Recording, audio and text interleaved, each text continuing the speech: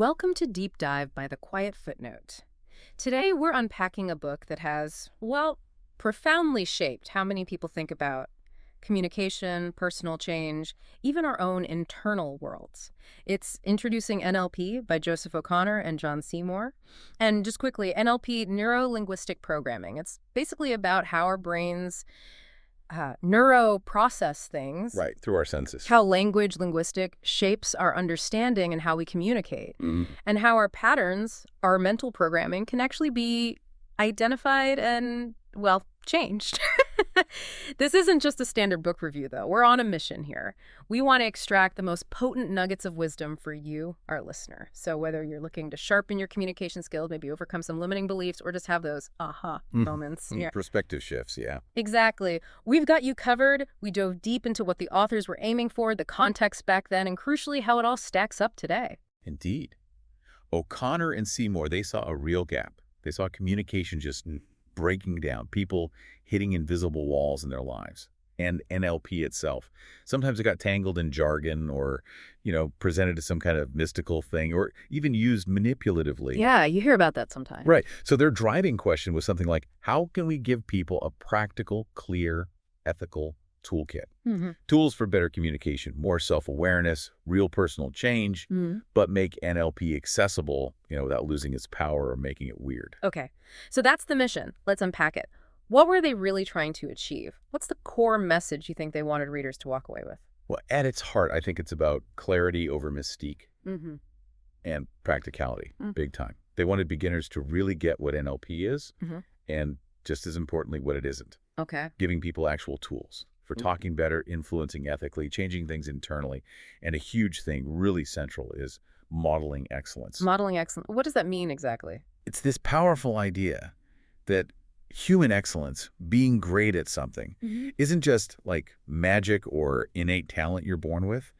Instead, there are patterns, strategies, blueprints sort of running under the hood when someone does something exceptionally well. Ah, okay. And NLP suggests you can map those patterns. You can figure them out, replicate them, even teach them to others. So you could break down how a great speaker connects not just their words, but their breathing, their state. Exactly. Yeah. The whole system, and then learn from it. They also really focused on internal change, aligning your thoughts, values, even physiology for congruence. Congruence. That sounds important. It is. Feeling aligned, basically. Right. Okay, this is where it started getting really interesting for me. Looking at the most impactful bits of the book. Yeah. A few things really jumped out, emotionally, intellectually, practically, too. And the first one feels like, well, the heartbeat of the whole thing. Absolutely. And intellectually, it's seismic. It has to be. The map is not the territory. Yes, that one. It's such a wake-up call, isn't it? It just highlights that we're all operating on our own map of reality, not reality itself. Shaped by everything. Our experiences, beliefs. Exactly. Our filters, our personal history, our values. Your internal picture of the world isn't the actual world. So when you disagree with someone... You're often disagreeing about your maps, not objective fact. Yeah. Instead of asking, why are they being so unreasonable? Yeah. You start asking. What map are they using? Precisely. What's their perception here? Just that shift. It can dissolve so much conflict, especially now, right, with social media bubbles and everything. Oh, totally. Feels like we live in different realities online sometimes. Shifting from frustration to curiosity. That's powerful. It really is. Make you a much better communicator. And connected to that, another idea that felt both empowering and, well, almost sneaky magical was anchoring and state management. Ah, yes. Practical magic, maybe. Ah, yeah.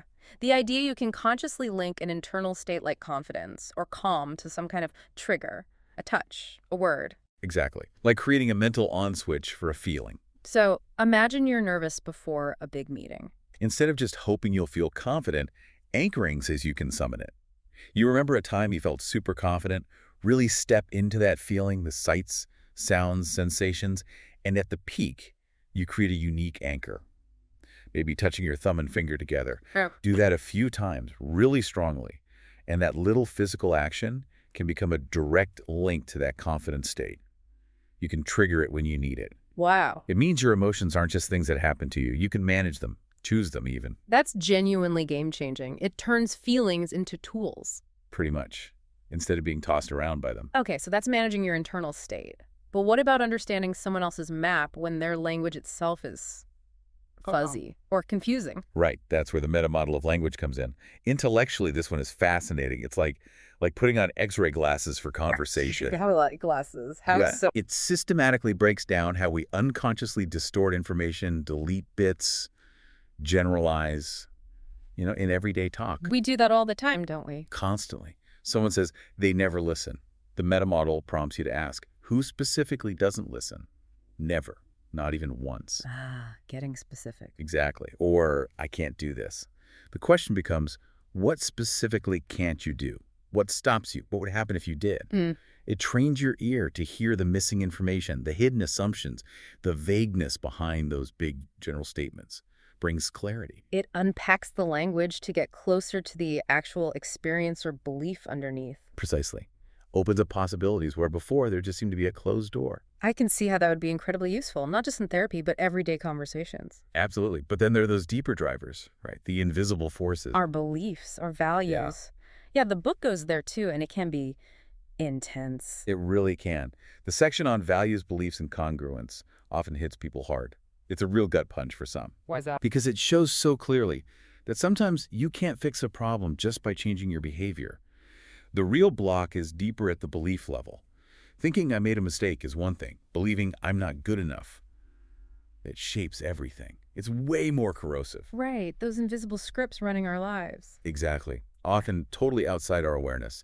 And when your actions clash with your core values or you hold conflicting beliefs, that's incongruence. And it feels draining, unsettling. Totally. It's exhausting. So understanding this reframes personal growth. It forces you to look at those underlying scripts and ask, is this story serving me? Can I rewrite it? Wow, that is deep. It suggests we have more agency over those core beliefs than we might think. That's a central message, definitely. Okay, so we've got these deep concepts, but what about quick wins? Practical techniques for shifting things faster. Does it offer stuff like that? Oh, yeah, absolutely. Techniques like the swish pattern and reframing are surprisingly simple but can be really powerful. Swish pattern. Sounds fun. It kind of is. It's a quick visual technique mainly for habits or unwanted thoughts. You picture the thing you want to change the cue for, the unwanted habit, say.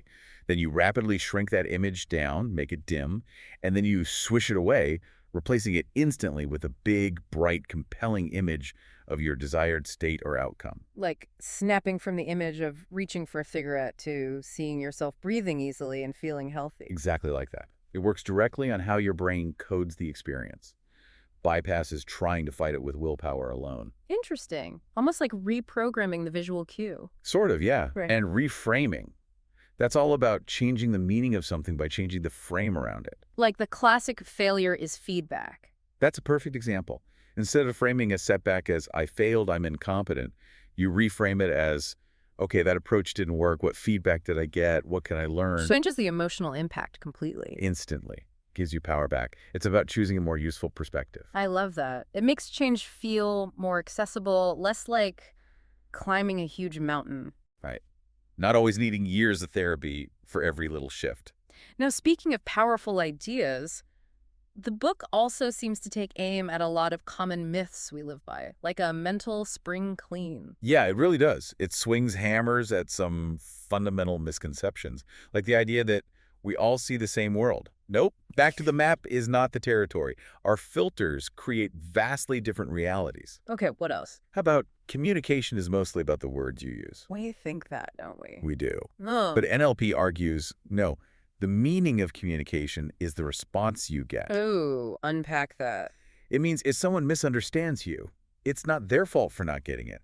The responsibility is on you to change your communication until you get the response you want. That's a big shift in responsibility. Huge. It also debunks emotions just happen to us. State management and anchoring show we have agency. We can choose our state, not just endure it. Exactly. And the idea that beliefs and identity are fixed, it treats them as flexible, editable structures. Editable. I like that. And of course, it reframes failure equals incompetence into there is no failure, only feedback. Fundamentally changes how you approach learning. And talent.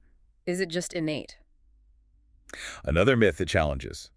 Through modeling excellence, it suggests many skills we call talent can actually be learned and replicated. So the quiet whisper behind all this seems to be... You're editable. Yeah. Your maps, your moods, your beliefs, they aren't destiny. They're drafts. It's liberating, right? Yeah. But maybe also a bit scary. Definitely. Puts the power and the responsibility right back on you. Mm-hmm. Okay, so these ideas are powerful. But the book's been around a while. How does this all land today? In our world of AI, constant connection, complexity, is it still relevant? That's such an important question, and I'd argue it's more relevant than ever. Sharpened, even. Think about the map is not the territory. With social media algorithms feeding us different realities, AI creating personalized filter bubbles, it's screamingly relevant. Understanding that disagreement might just be clashing maps feels crucial right now. Absolutely essential. And communication and rapport skills.